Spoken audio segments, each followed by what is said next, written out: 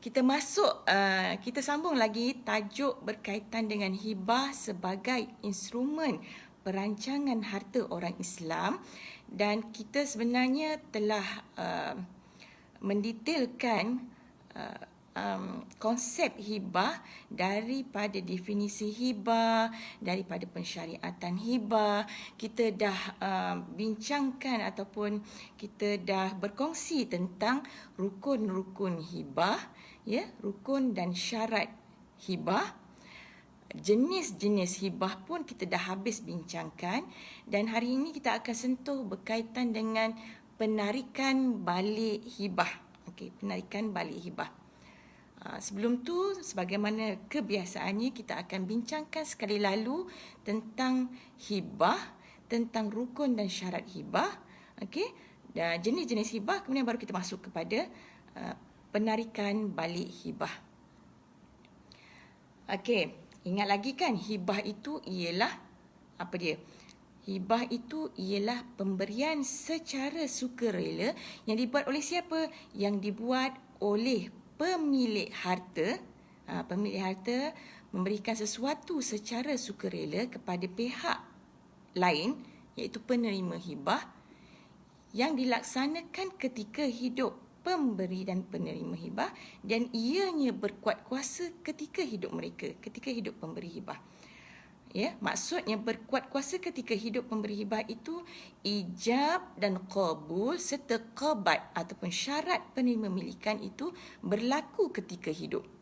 Lafaz ijab daripada pemberi terlaksana ketika hidup. Lafaz qabul daripada penerima pun berlaku ketika hidup pemberi, ya. Dan pemilikan harta, penerimaan milik harta itu pun berlaku ketika hidup pemberi hibah. Ya.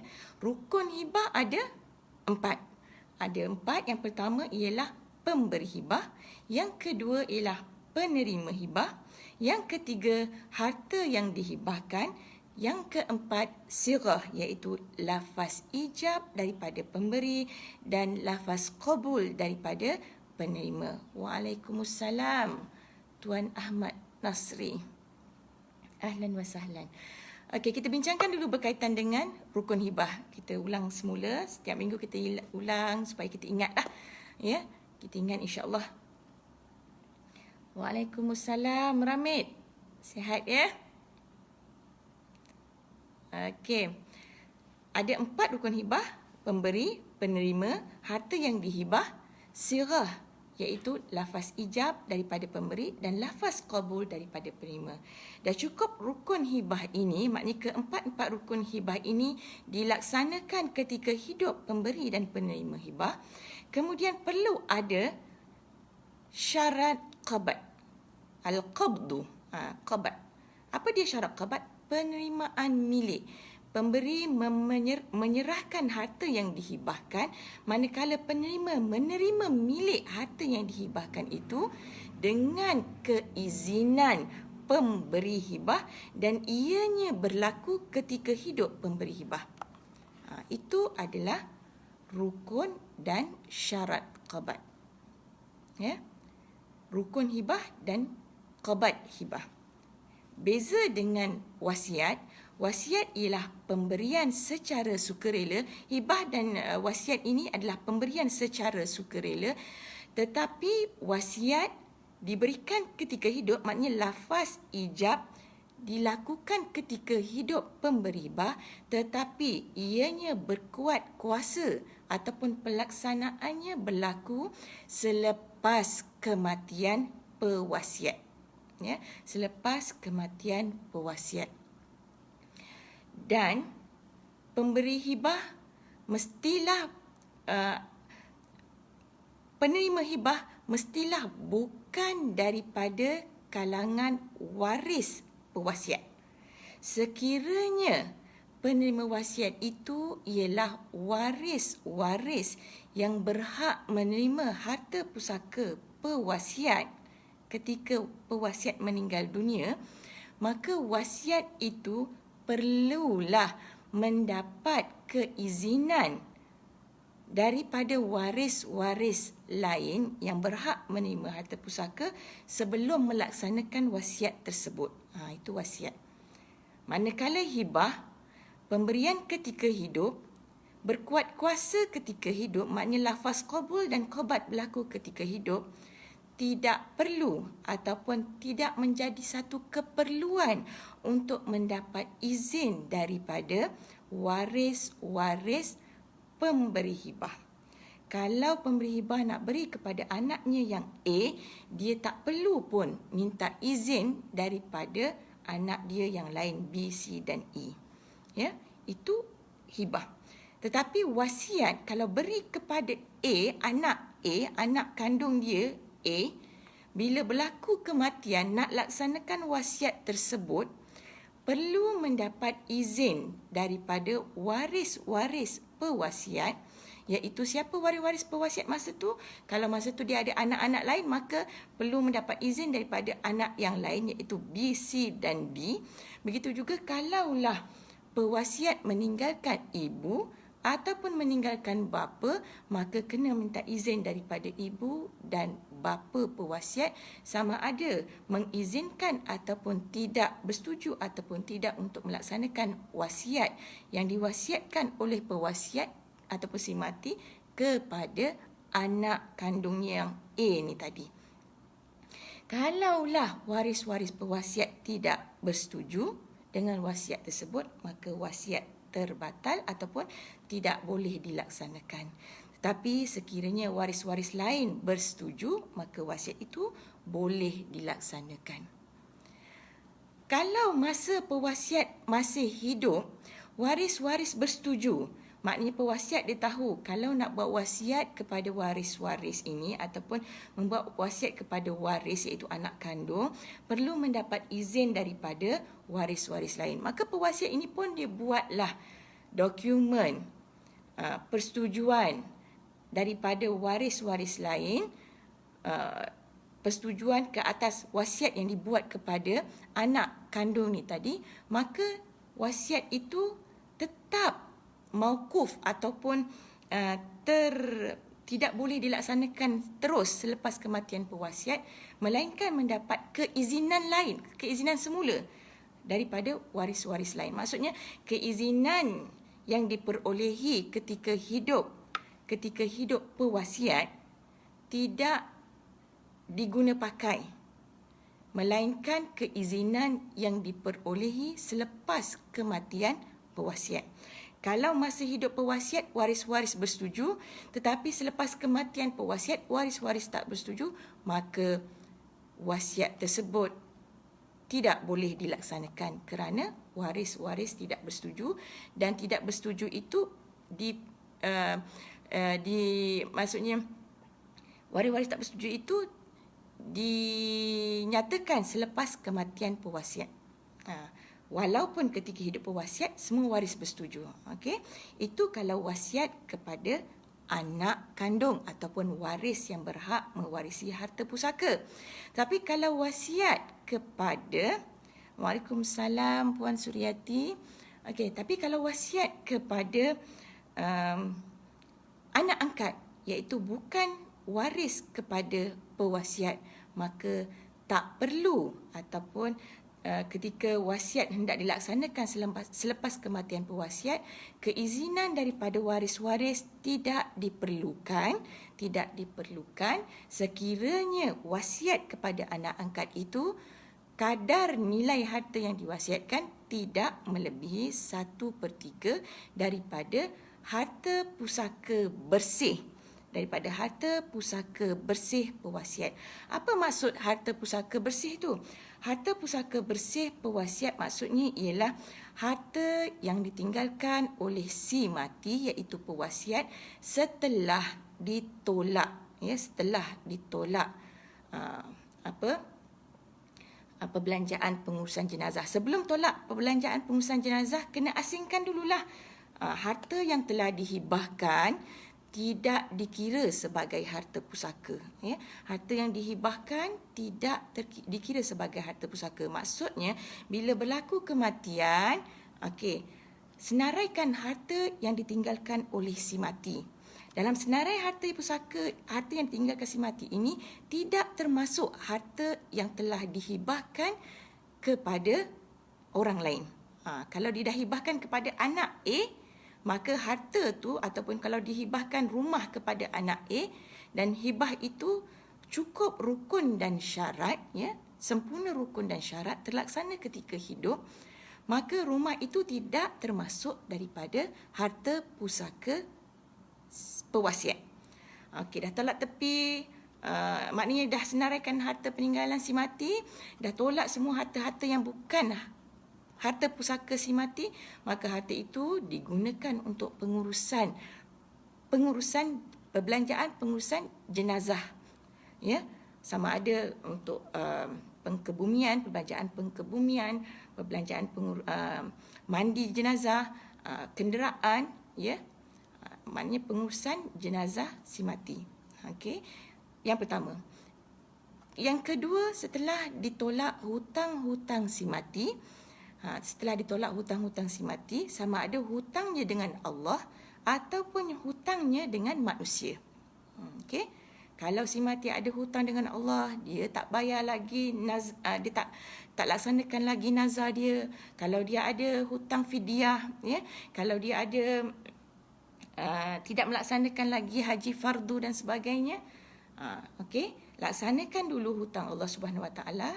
Kemudian sekiranya dia ada hutang dengan manusia, langsaikan hutang dulu dengan manusia, dan selepas itu barulah sebelum tunaikan wasiat, sekiranya ada tuntutan harta sepencarian daripada pasangan si mati, maka selesaikan dulu tuntutan harta sepencarian, bakinya barulah dinamakan sebagai harta pusaka bersih. Kat situ baru kita nak nilaikan sama ada harta yang diwasiatkan kepada penerima wasiat itu melebihi ataupun tidak 1/3 daripada harta pusaka pewasiat. Waalaikumsalam, Puan Mus. Okey, Ramin ada soalan. Doktor nak tanya, kalau anak lelaki dah setuju sebelum bapanya meninggal nak bagi harta pusaka itu sama rata, tetapi selepas bapanya meninggal, anak lelaki U-turn nak pembahagian secara faraid. Okey, secara faraid. Berdosakah anak lelaki itu dan bolehkah terlaksana pembahagian itu secara faraid? Okey. Masa bapa dia hidup, bersetuju untuk bahagi sama rata antara anak lelaki dan anak perempuan. Okey, anak lelaki ni bersetuju masa bapa dia masih hidup, dia nak bahagi sama rata dengan adik perempuan dia, ya. Tapi bila lepas ayah dia meninggal dunia, anak lelaki ni rasa bahagian dia 2:1 itu banyak berbanding dengan kalau dia nak bahagi secara sama rata. Ya. Jadi dia tak bersetuju. Dia U-turn balik. U-turn bukan U-turn kereta atau sebagainya, ya. Ni U-turn persetujuan. Daripada bersetuju ketika hidup pewasiat, lepas kematian pewasiat, penerima wasiat tak bersetuju. Ataupun anak-anak tak bersetuju untuk bahagi secara sama rata. Anak perempuan tentu setuju, kan, sebabnya bahagi sama rata dia dapat bahagian lebih berbanding dengan kalau bahagi secara faraid. So anak lelaki tak bersetuju. Dia nak bahagi secara faraid. Berdosa ataupun tidak, tak berdosa.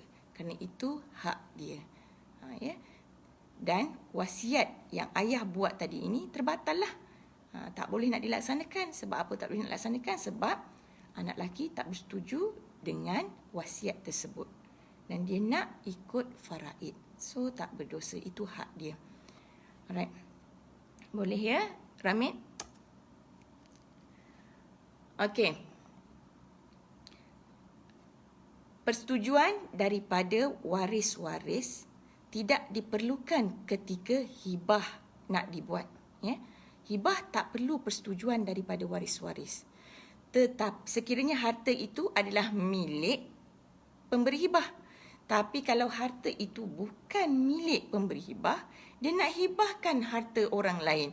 So, dia nak hibahkan harta orang lain, dia kena dapat persetujuan daripada pemilik harta tersebut.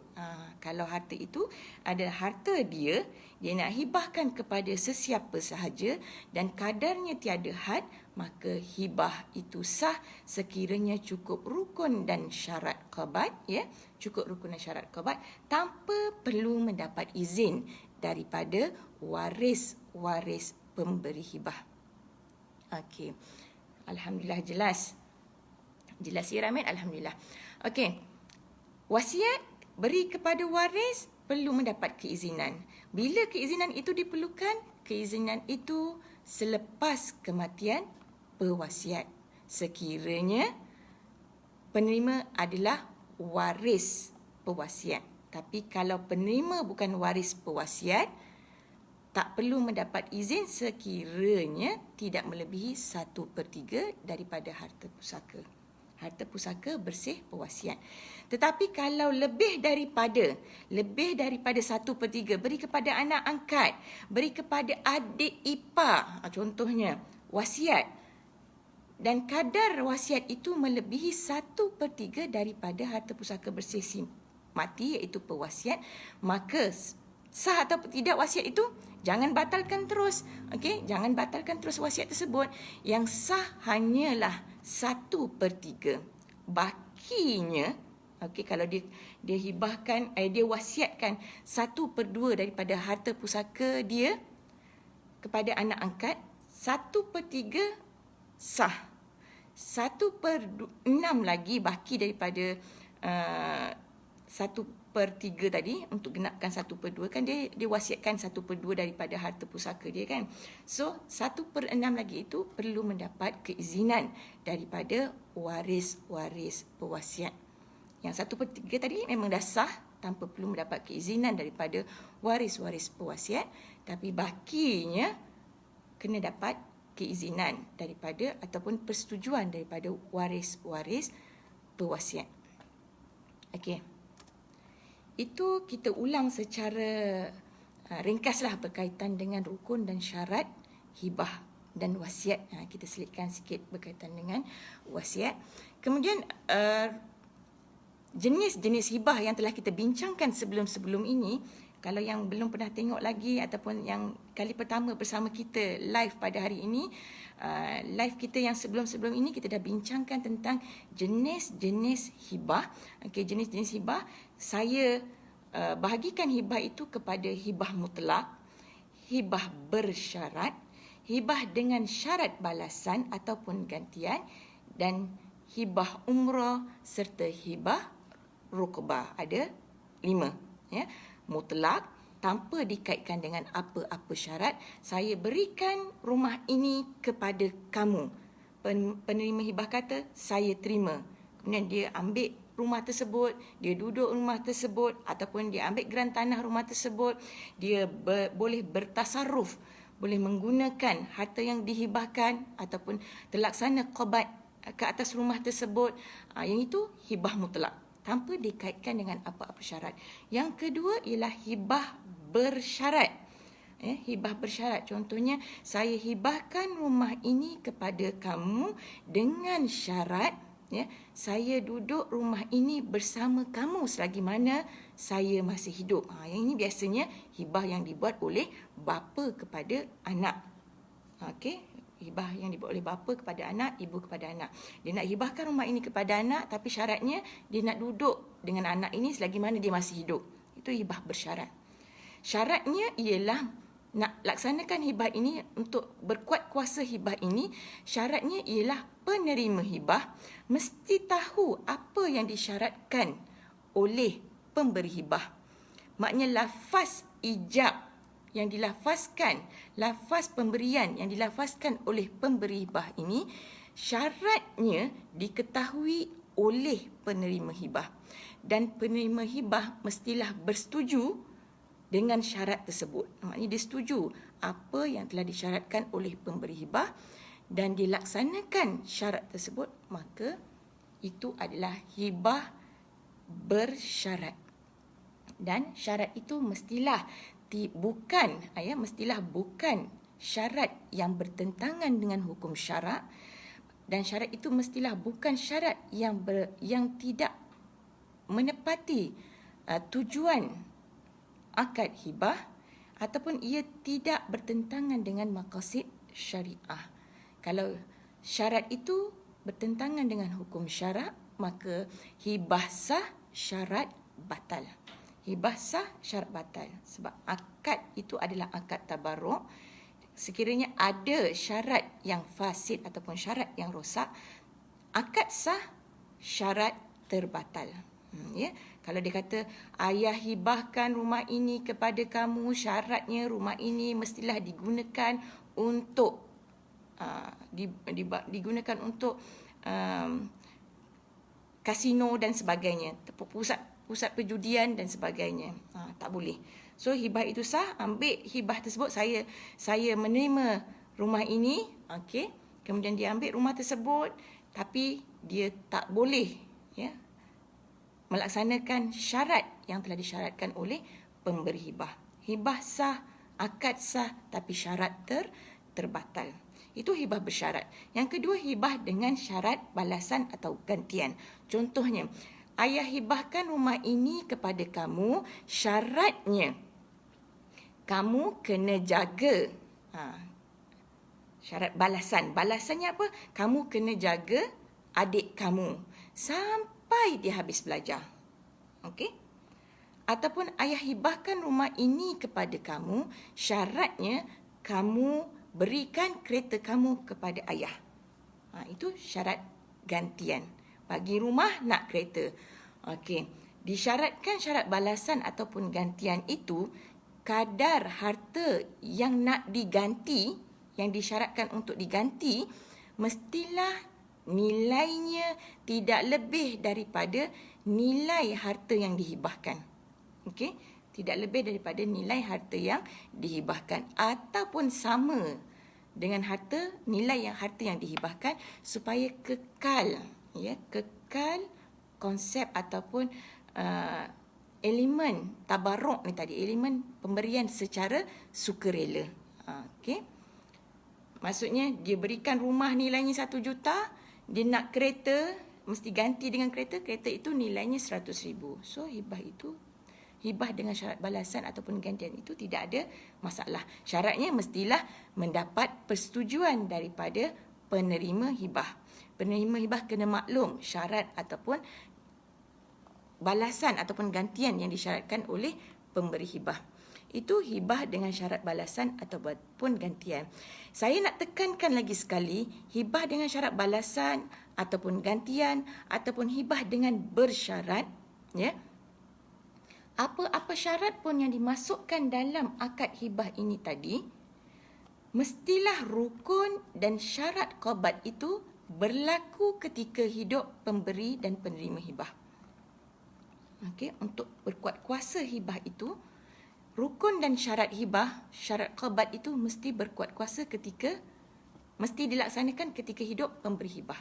Walaupun ada syarat balasan ataupun gantian ataupun hibah itu adalah hibah bersyarat, mestilah qabat itu berlaku ketika hidup pemberi hibah. Ya. Kalaulah qabat ni tadi, apa dia qabat yang kalau yang baru masuk ni tadi? Apa dia qabat? Qabat itu ialah penerimaan milik.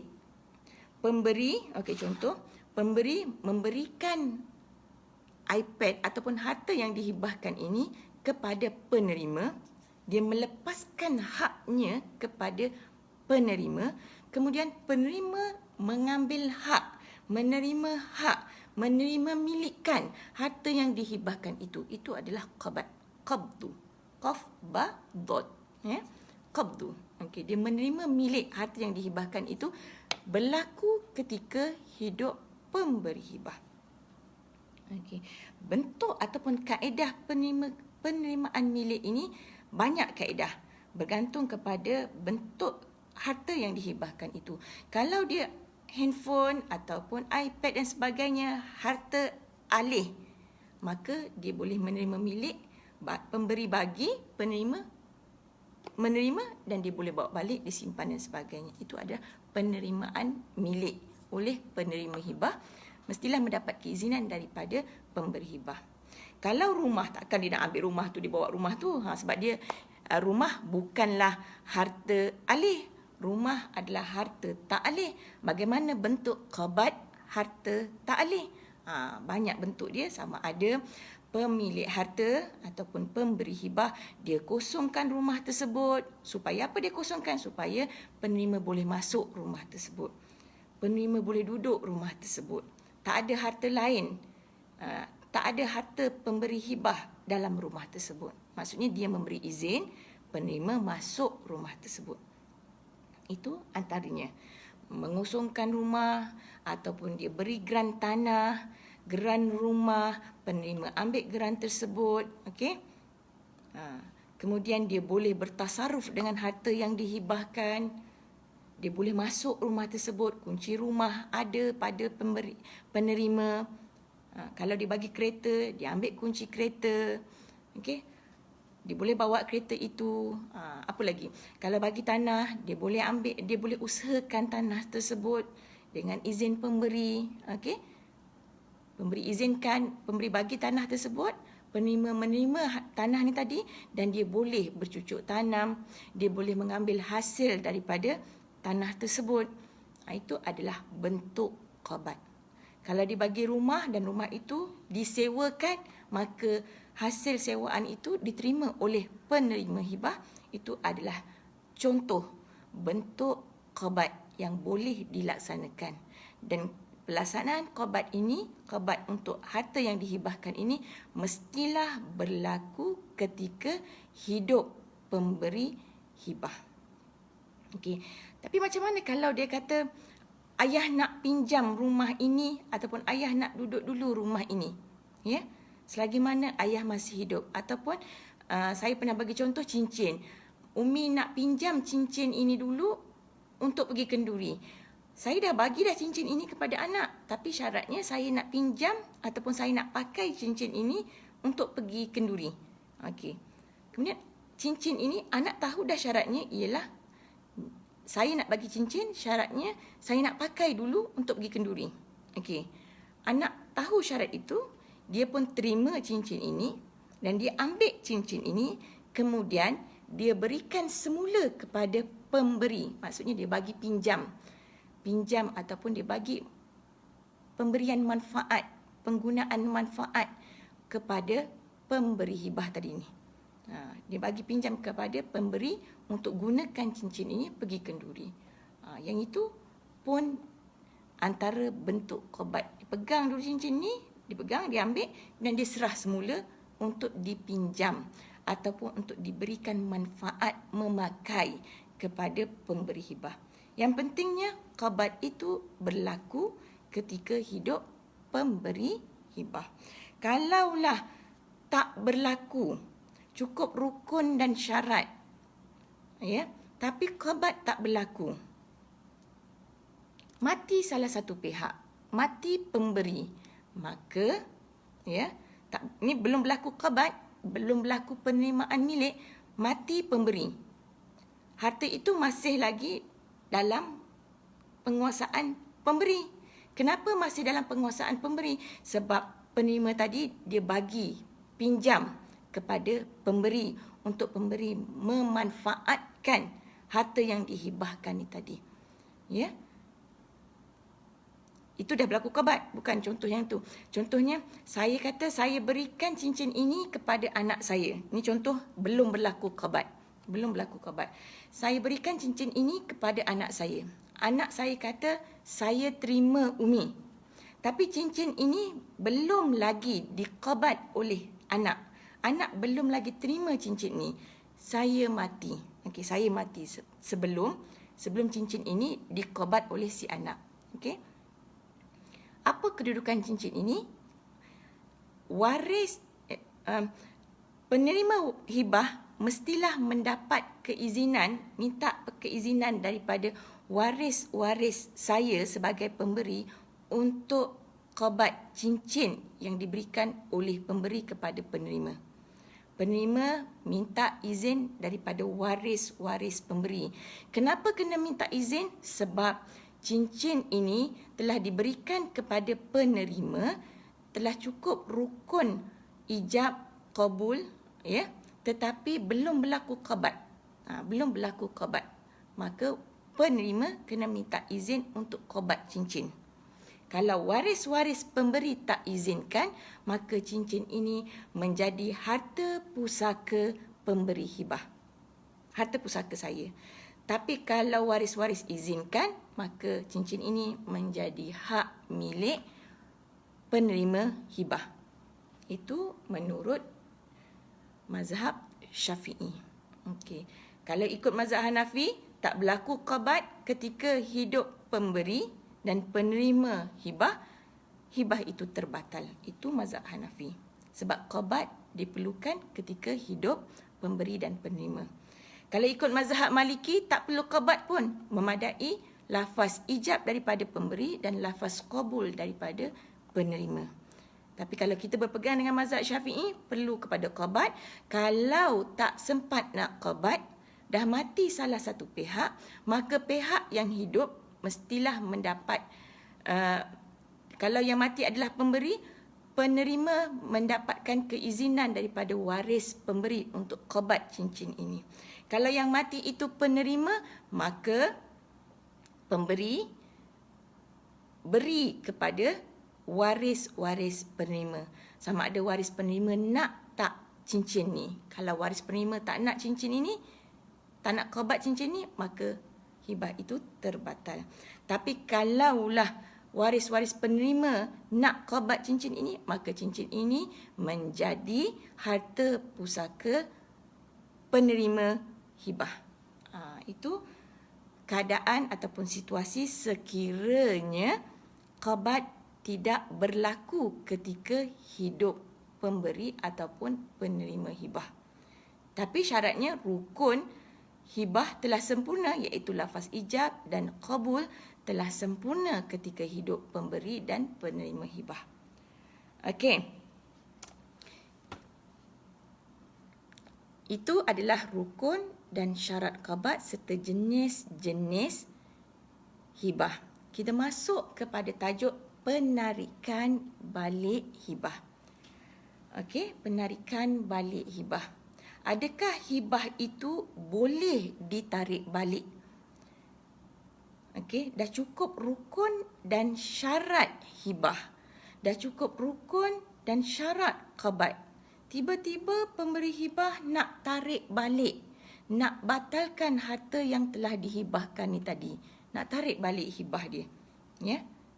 Okey. Dah cukup harta itu telah diterima oleh penerima hibah, kemudian pemberi hibah nak tarik balik harta yang dihibahkan ni tadi setelah penerima menerima milik harta yang dihibahkan ini. Boleh ataupun tidak. Ya. Dia ada dua situasi. Sebelum qabad, sebelum penerimaan milik harta yang dihibah, dan selepas penerimaan milik harta yang dihibah. Boleh tak nak tarik balik? Maknanya dalam situasi penerima belum qabad, boleh tak nak tarik balik? Dan situasi kedua, penerima telah qabad, telah menerima milik harta yang dihibah, boleh tak nak tarik balik? Dalam dua situasi ini, apa pandangan fuqaha?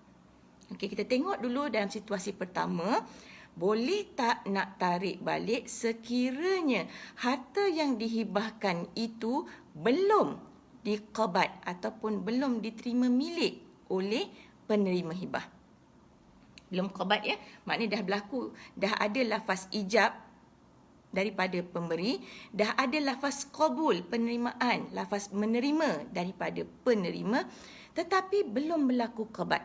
Okey, saya hibahkan handphone saya kepada kamu. Penerima kata saya terima. Tapi handphone ini masih lagi dalam milik pemilikan pemberi. Okey. Belum lagi berlaku qabad daripada penerima.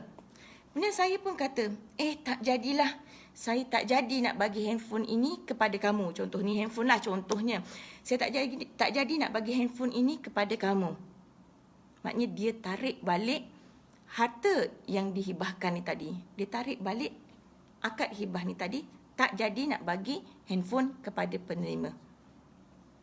Boleh tak nak tarik balik? Okey. Ikut jumhur fuqaha, sekiranya harta yang dihibahkan belum diqabat, belum diterima milik oleh penerima hibah, maka boleh tarik balik. Harta ini masih lagi dalam pemilikan pemberi hibah. Walaupun telah berlaku qabul daripada penerima, penerima dah kata saya terima, tetapi belum berlaku qabat, belum berlaku penerimaan milik, maka harta ini boleh ditarik balik. Maksudnya pemberi hibah kata tak jadi nak bagi, maka dibolehkan menurut jumhur fuqaha. Tetapi fuqaha yang mengatakan bahawa qabat bukan syarat luzum, bukan syarat berkuat kuasanya hibah, iaitu mazhab Maliki, menghalang ataupun tidak harus menarik balik harta yang telah dihibahkan sekiranya telah sempurna lafaz ijab dan lafaz qabul daripada penerima. Sebab apa? Menurut mazhab Maliki, qabat bukannya syarat, bukan syarat luzum, maka tak boleh nak tarik balik walaupun belum berlaku qabat. Itu menurut mazhab Maliki. Tapi menurut jumhur fuqaha, kalau belum berlaku qabat, pemberi hibah boleh tarik balik. Kalau belum berlaku penerimaan milik, pemberi hibah boleh tarik balik. Jadi, kalau ada orang bagi dekat kita, kalau ada sesiapa hibahkan dekat kita, okey, penerima hibah bukan setakat lafaz qabul, saya terima, cepat-cepat terima milik harta yang dihibahkan. Kalau dia kata, saya hibahkan handphone ini kepada kamu, kita sebagai penerima, kita kena cepat-cepat kata, saya terima, ambil sini handphone itu. Kalau pemberi kata, ambillah handphone ini, penerima pun kata, saya terima, dia pun ambil handphone ini, maka pemberi tidak boleh tarik balik selepas penerima qabat harta yang telah dihibahkan. Okey, ini adalah sekiranya pemberian itu, pemberian selain daripada pemberian bapa kepada anak, selain daripada pemberian atuk kepada cucu dia. Maknanya, kalaulah bapa berikan kepada anak, ya, qabat ataupun belum qabat, bapa boleh tarik balik bila-bila masa tanpa persetujuan anak. Okey. Tapi kalau hibah selain daripada bapa kepada anak, selain daripada atuk kepada anak, kepada cucu, maka hibah itu, maknanya kalau bapa beri kepada anak, atuk beri kepada cucu, tak boleh, boleh ditarik balik. Tapi kalau pemberian selain bapa kepada anak, selain daripada atuk kepada cucu, dah sempurna qabat, tak boleh tarik balik.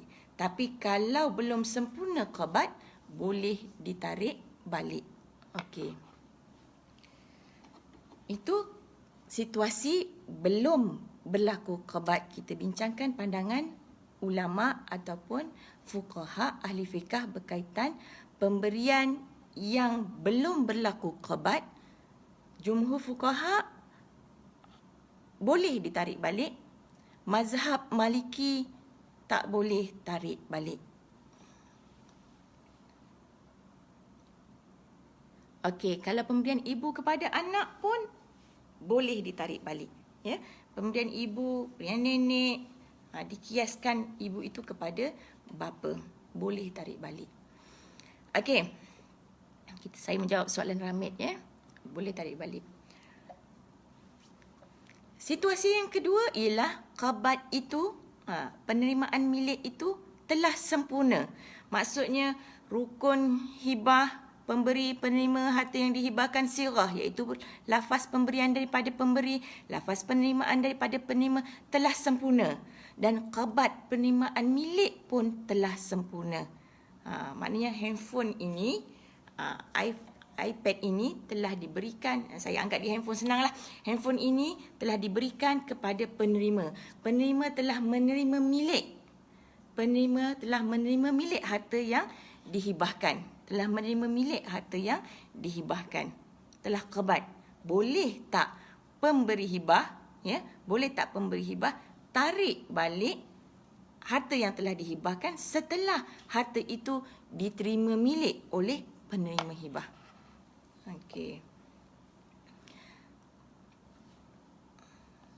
Okey, Ramid.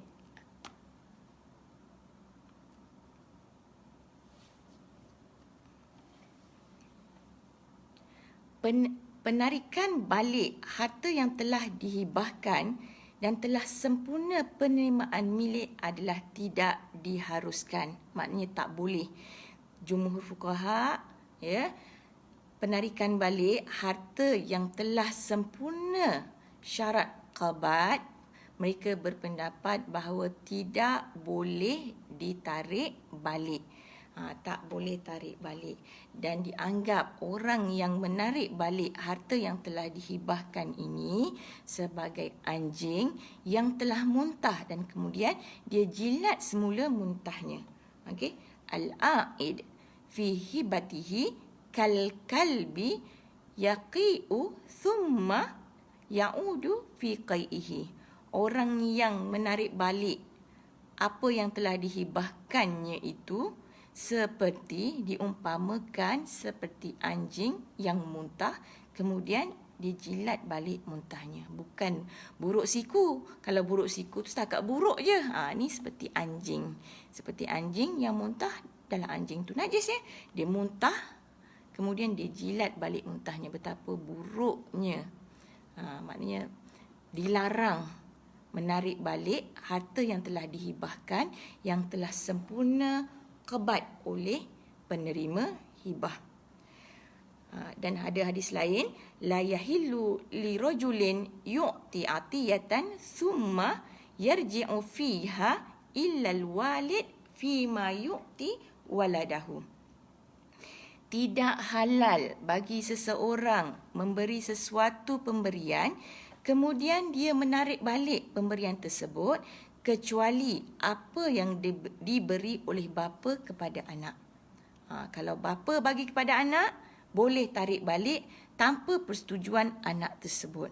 Tapi kalau pemberian selain daripada bapa, selain daripada ibu, selain daripada atuk, selain daripada nenek kepada anak dan cucu ni tadi, kalau nak tarik balik, kena mendapat persetujuan daripada penerima hibah.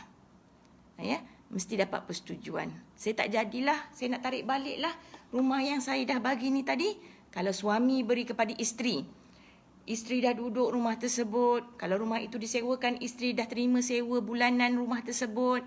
Ni qabat dah berlaku. Dan suami kata, saya tak jadilah bagi pada kamu, saya nak bagi kepada isteri kedua saya. Mula rumah itu diberi kepada isteri pertama. Telah berlaku qabat, lafaz ijab, lafaz qabul, qabat penerimaan telah berlaku. Isteri pertama dah duduk rumah tersebut. Kemudian suami ni kahwin dua. Cerita pasal kahwin dua masuk cerita poligami, kan. Kahwin dua. Isteri kedua nak rumah yang diduduki oleh isteri pertama. Ni selalu kalau cerita, isteri kedua lah juga yang jahat, kan.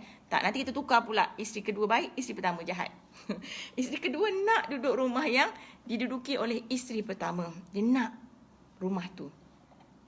Kemudian suami ni kata, abang tak jadilah bagi rumah ni kepada kamu. Abang nak rumah itu adalah rumah suami, diberi kepada isteri. Kemudian dia nak tarik balik, nak berikan rumah itu kepada isteri kedua. Daripada isteri pertama dah duduk, isteri pertama dah memiliki, dah qabat rumah ni tadi. Isteri kedua nak suami tarik balik hibah yang telah diberikan kepada isteri pertama. Boleh tak tarik balik tanpa izin? Tak boleh. Sebab apa tak boleh? Sebab isteri pertama telah qabat, telah duduk rumah tersebut, telah ambil sewa rumah tersebut, ataupun apa bentuk qabat telah berlaku. Kemudian dia nak tarik balik, tak boleh. Melainkan isteri pertama dengan suci hatinya, dengan tulus ikhlasnya bersetuju menyerahkan rumah ini kepada suami ni tadi. Maknanya dah abang kata nak tarik balik, ambillah. Saya pun tak hairan dengan harta abang. Contoh macam tu. Kemudian dia bagi kepada suami tadi dan suami ambil rumah ini beri kepada isteri kedua. Kalau nak tarik balik pemberian yang telah diberikan kepada penerima hibah setelah berlaku qabat, setelah berlaku penerimaan milik, kena dapat izin daripada penerima hibah. Tapi kalau isteri pertama tadi tak bersetuju, tak boleh. Sebab abang dah bagi pada saya, maka rumah ini adalah hak saya. So, abang tak boleh tarik balik. Saya tak izinkan. Kalau isteri pertama tak bersetuju, maka rumah itu kekal menjadi milik isteri pertama, iaitu penerima hibah. Melainkan tadi kalaulah dia bagi sesuatu tetapi harta itu masih lagi belum diqabat, yang itu boleh tarik balik. Tapi kalau dah berlaku qabat, tak boleh tarik balik melainkan mendapat keizinan daripada penerima hibah. Okey? Faham ya?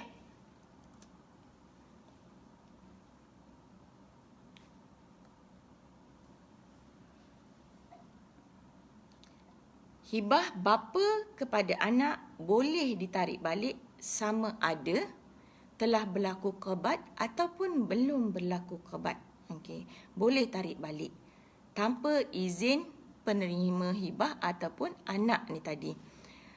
Tetapi ada syarat. Kalau bapa ataupun ibu ataupun atuk ataupun nenek nak tarik balik harta yang telah dihibahkan kepada anak atau harta yang telah dihibahkan kepada cucu ini, dia ada syarat. Syaratnya yang pertama, harta yang dihibah masih menjadi milik penerima hibah. Harta itu masih lagi menjadi milik anak ni tadi. Ya, masih menjadi milik si anak. Dan harta itu masih berada dalam jagaan ataupun dalam kawalan anak yang menerima hibah ni tadi. Harta, kalaulah anak ini dah jual harta yang dihibahkan oleh si ayah ni, ayah bagi rumah kepada anak. Anak pun jual rumah tersebut. Ya. Kemudian ayah kata, ayah tak jadilah nak bagi dekat kamu rumah yang ayah bagi tu, ayah nak tarik balik. Anak kata, ayah, rumah itu saya telah jual. So, adakah anak ini perlu menggantikan nilai harta yang telah dijual ni tadi kepada si ayah? Tak perlu. Sebab harta itu telah bukan berada dalam penguasaan dia. Dia telah jual, telah menjadi milik orang lain, maka ayah tak boleh tarik balik. Kalau rumah itu telah anak ni tadi hibahkan kepada isterinya, maknanya rumah itu dah bukan jadi milik anak, milik isteri, maka ayah tak boleh tarik balik. Sebab rumah ataupun harta yang dihibahkan telah bukan menjadi milik penerima hibah dan bukan di bawah penguasaannya lagi. Itu dua syarat. Syarat yang ketiga, tidak berlaku pertambahan yang tidak boleh diasingkan atau dipisahkan pada harta yang dihibah. Ini menurut mazhab Maliki dan sebahagian fuqaha Hambali. Tapi kalau ikut mazhab Syafi'i, kalau berlaku pertambahan, masih lagi boleh tarik balik. Tetapi ayah ini contohnya, rumah, ayah bagi rumah satu bilik. Kemudian anak ni bila ayah dah bagi rumah satu bilik, dia tambah 3, 4, 5, 6, 7, 8 bilik. Kemudian ayah nak tarik balik rumah tersebut. So, ikut mazhab Syafi'i, ayah boleh tarik balik rumah tersebut, tetapi ayah kena ganti semula. Ganti nilai yang ditambah ni tadi. Kalau dia tak nak ganti, maknanya anak ni tadi robohkanlah. Kalau dia nak robohkan, ini kita tak boleh cerita sekejam itu, tetapi maksudnya anak ini boleh robohkan pertambahan yang dia buat ke atas rumah tadi, robohkan bilik yang telah dia buat dan diserahkan semula rumah tadi kepada ayah. Ataupun kalau ayah nak bilik-bilik itu sekali, ayah kena bagi ganti rugi nilai bilik yang ditambah ni tadi. Boleh. Maknanya tarik balik tak boleh, tetap boleh walaupun telah berlaku pertambahan. Itu menurut mazhab Syafi'i. Tapi menurut mazhab Maliki, menurut sebahagian fuqaha Hambali, tak boleh tarik balik sekiranya pertambahan itu tidak boleh diasingkan. Ya.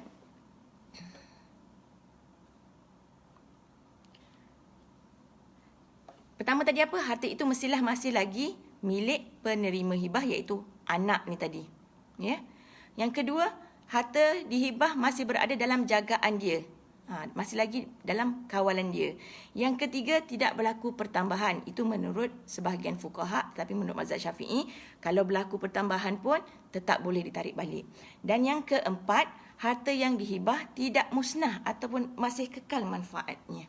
Kalau dia bagi kereta, kereta itu telah rosak, ya, ataupun dia bagi dia bagi handphone, handphone itu telah rosak, telah hilang, ataupun fizikalnya dah tak ada, bagi rumah itu telah hancur dan sebagainya, telah rosak dan sebagainya, ya, telah musnah, maka tak boleh bapa ini kalau dia nak tarik balik, dia minta anak ganti rugi dan sebagainya, tak boleh.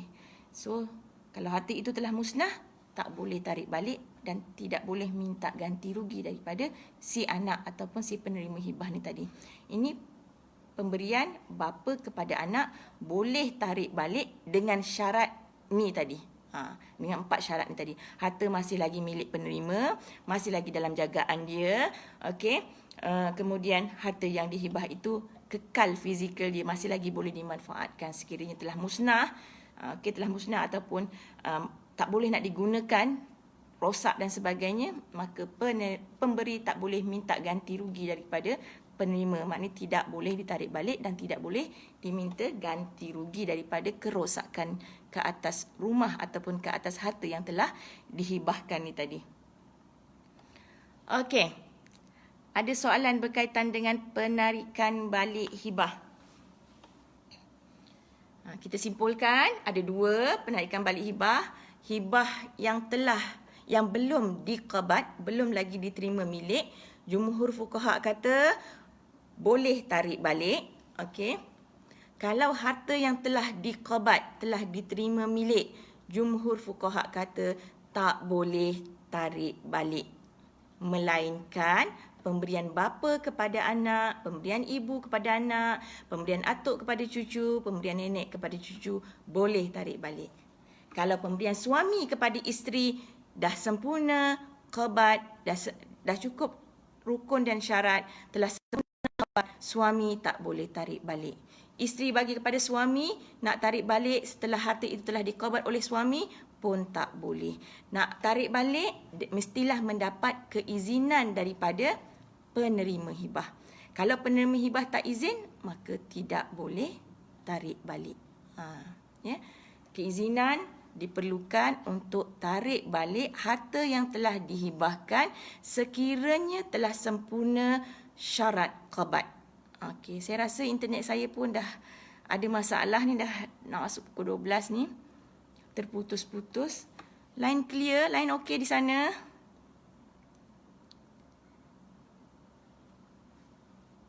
Line saya tak berapa nak okey.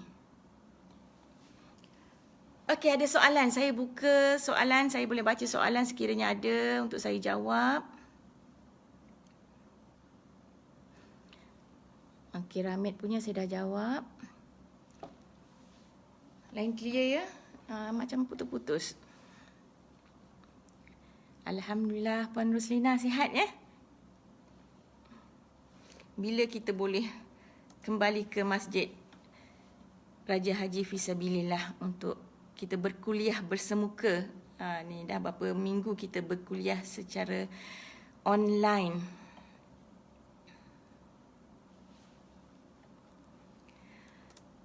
Okey.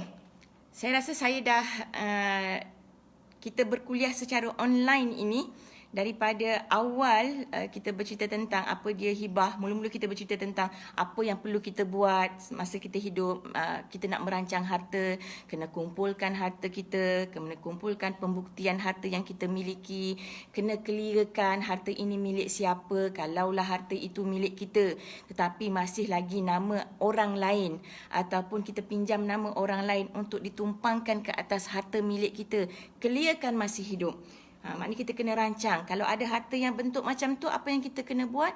Kita kena sama ada kita tukar nama rumah itu kepada nama kita ataupun kita buat dokumen ataupun buat perjanjian bertulis pembuktian yang menunjukkan bahawa harta itu adalah harta kita tetapi kita pinjam nama orang lain ke atas harta tersebut. Itu kena clear. Itu kita dah bincang daripada awal pertemuan kita dalam secara online ni. Maknanya kita kena kumpulkan harta, kita kena senaraikan pembuktian harta yang kita miliki, kita kena asingkan ini harta suami, ini harta kita. Kemudian kita kena pastikan harta itu betul-betul milik kita, ataupun kalau ada harta orang lain, harta kita tapi nama orang lain, kena clearkan. Kemudian kalau ada hutang, kita kena catat hutang tersebut. Kalau nak selesaikan, selesaikan terus. Kalau tak sempat selesaikan, kena catat. Harta milik kita, hutang kita, harta milik suami, harta yang milik bersama kena clearkan. Sama ada suami nak bagi pada kita ataupun kita nak bagi pada suami, ataupun kita nak berkongsi, kena clearkan adalah harta ini adalah milik bersama. 50% disumbang oleh saya dan 50% disumbang oleh suami. Itu kena clear semua. Itu adalah bentuk perancangan harta. Kemudian bila kita dah tahu harta kita apa, harta suami apa, okey, kita dah tahu apa, kita dah catat hutang-hutang kita, kita pun buat perancangan sama ada harta itu hendak dihibahkan, ataupun hendak diwasiatkan, ataupun hendak disedekahkan, ataupun hendak diwakafkan. Boleh buat apa-apa bentuk instrumen perancangan harta ketika kita masih hidup. Ya. Syaratnya harta itu adalah milik kita, bukan milik orang lain. Sebab tu kita kena clearkan kalau harta itu berkongsi bersama, kena clearkan. Perkongsian itu bagaimana? Adakah kita 50%, suami kita 50%? Benda itu kita dah clearkan, Ustazah. Saya dah cakap dah. Suami saya kata rumah ini 50% dia, 50% saya. Tetapi rumah itu masih nama suami. So macam mana kita nak buktikan bahawa ada perkongsian harta di situ? Kena ada pembuktian bertulis. Buat dokumen. Ya, buat dokumen pembuktian yang menunjukkan bahawa harta itu milik kita, harta itu milik suami kita. Kalau tak ada geran tanah dan sebagainya, kena ada pembuktian. Kalau harta itu telah dihibahkan daripada suami kepada kita, contoh macam cerita tadi, suami hibahkan rumah kepada isteri pertama, tetapi rumah itu masih lagi nama suami. Apa buktinya yang menunjukkan bahawa rumah itu telah dihibahkan? Maka kena ada dokumen. Dokumen itu perlulah cukup rukun dan syarat hibah. Perlu ada saksi. Saya ulang lagi sekali, banyak kali saya ulang. Dokumen, okey, saksi bukan rukun, bukan syarat. Tetapi ia diperlukan sebagai menjadi bukti, sebagai pembuktian bahawa akad hibah berlaku. Okey, dokumen, apa lagi?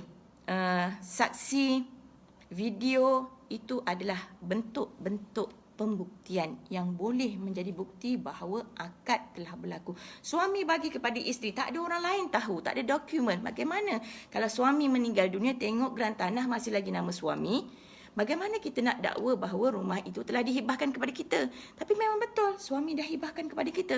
Rukun dan syarat semua dah sempurna. Tetapi tak ada dokumen. Bagaimana nak buktikan? Bagaimana nak buktikan?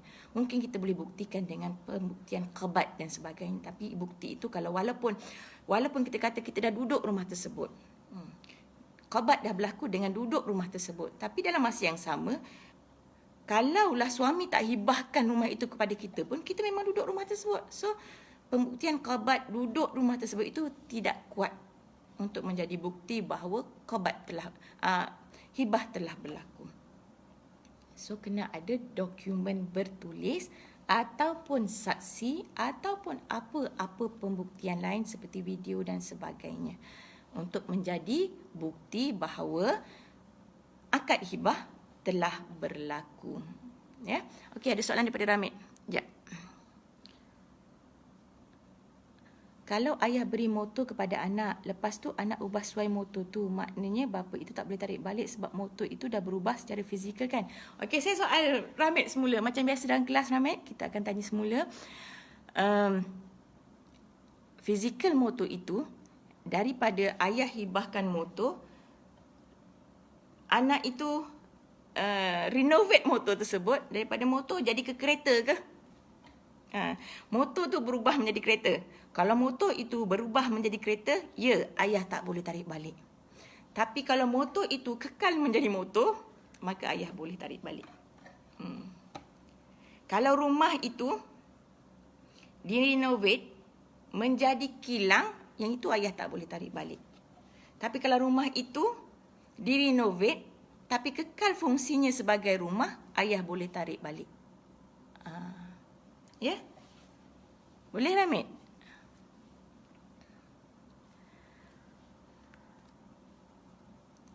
Clear?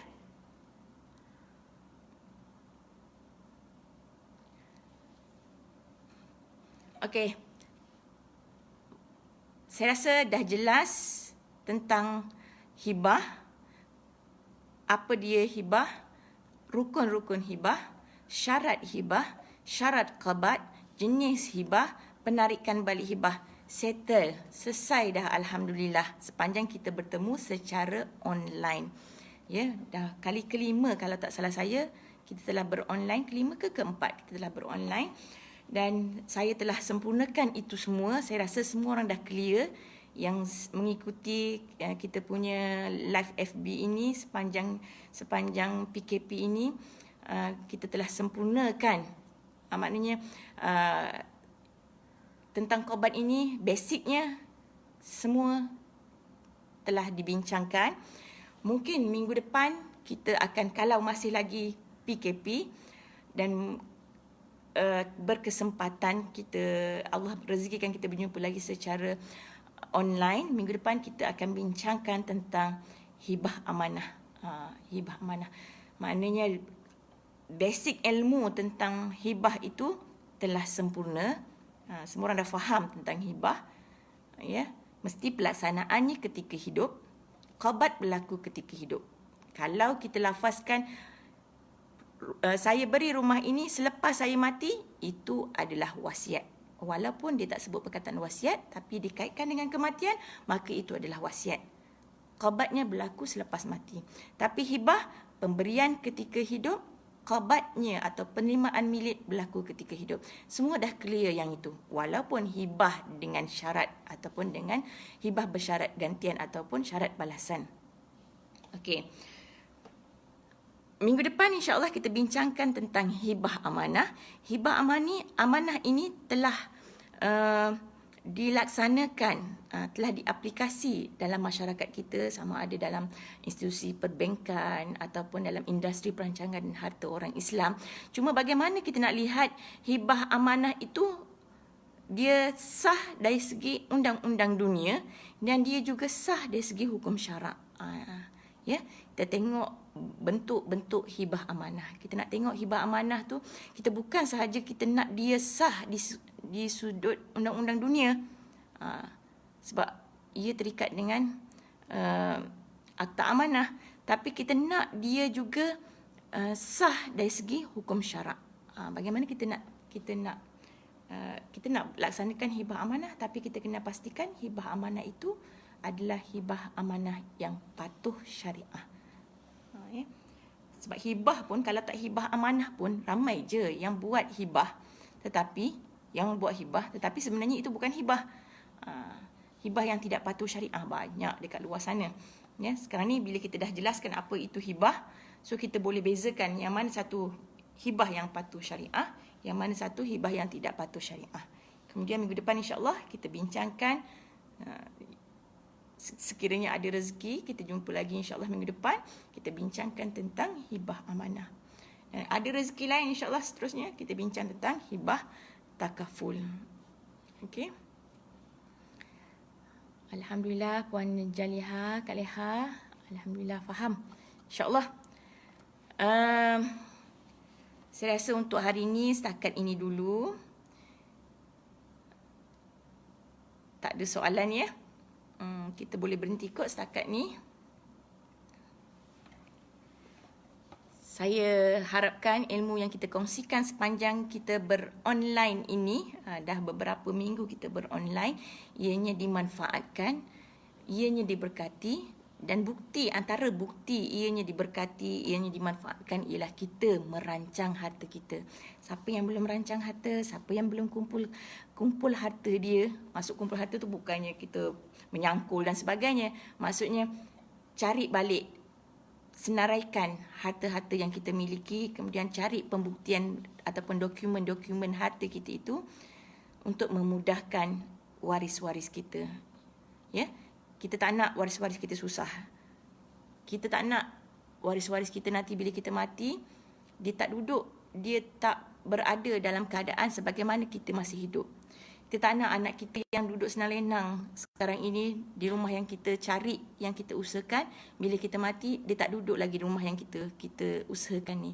Kita cari rumah, kita cari rezeki adalah tujuannya untuk keselesaan kepada anak-anak kita, kepada keluarga kita.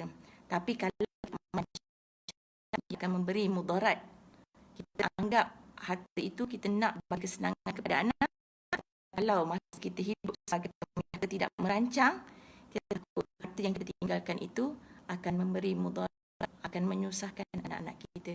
Jadi tanggungjawab kita sebagai ibu, sebagai ayah, kepada orang yang kita sayang, kepada suami, kepada isteri dan anak-anak, rancang harta sebelum kita meninggal dunia. Dah mati tak boleh nak rancang, ya?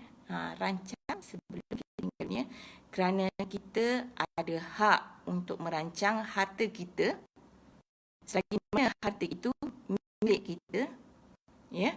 Kita ada hak untuk mengurus dan merancangnya. Dan bentuk instrumen perancangan yang sebagaimana saya telah bincangkan sebelum ini, ada banyak jenis. Ada hibah, ada wasiat, ada wakaf, ada pengisytiharan harta pencarian. Nak sedekah pun boleh, bukan hanya rancang untuk orang yang terdekat, tapi kita juga boleh merancang untuk menjadi harta itu menjadi saham kita di akhirat sana, sama ada melalui wasiat ataupun melalui wakaf ataupun sedekah. Okey. Untuk hari ini setakat itu sahaja. Yang baik itu datangnya daripada Allah Subhanahu Wa Taala. Yang segala kekurangan itu datangnya daripada kelemahan saya sendiri. Selamat berpuasa. Mudah-mudahan ibadah kita diterima oleh Allah Subhanahu Wa Taala. Assalamualaikum warahmatullahi wabarakatuh. Jumpa lagi insya-Allah. Siti Fakhiah, saya baca komen sikit. Terima kasih, baru tahu nak ke senarikan. Alright. Baru masuk ya Siti Fakhiah. Tak apa.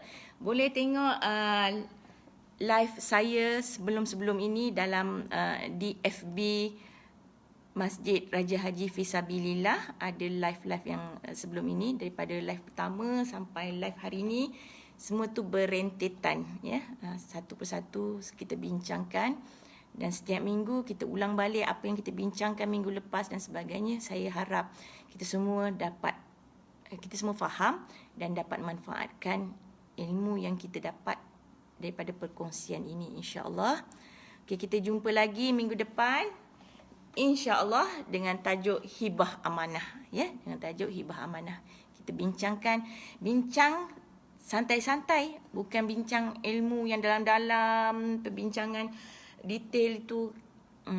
Rasanya bukan di ruangan ini kita bincang santai-santai. Mudah-mudahan ilmu yang saya sampaikan ini sampai kepada yang mendengar, yang menonton, sampai dan boleh dilaksanakan, insya-Allah. Okey, jangan lupa rancang dan urus harta ketika kita hidup. Nak buat dokumen perancangan harta banyak di luar sana, ya, syarikat-syarikat yang menawarkan dokumen patuh syariah, insya-Allah. Okey, pastikan dokumen yang kita nak buat adalah dokumen patuh syariah. Tak faham tanya. Ya, tak faham tanya. Kenapa dokumen ini macam ni? Kenapa ia tak berlaku ketika hidup? So pastikan hibah, rukun dan syarat qabat berlaku ketika hidup. Okey, walaupun dengan syarat balasan, gantian ataupun bersyarat. Okey, itu kita dah bincangkan sebelum ni. Kita jumpa lagi insya-Allah minggu depan. Assalamualaikum warahmatullahi wabarakatuh. Jumpa lagi.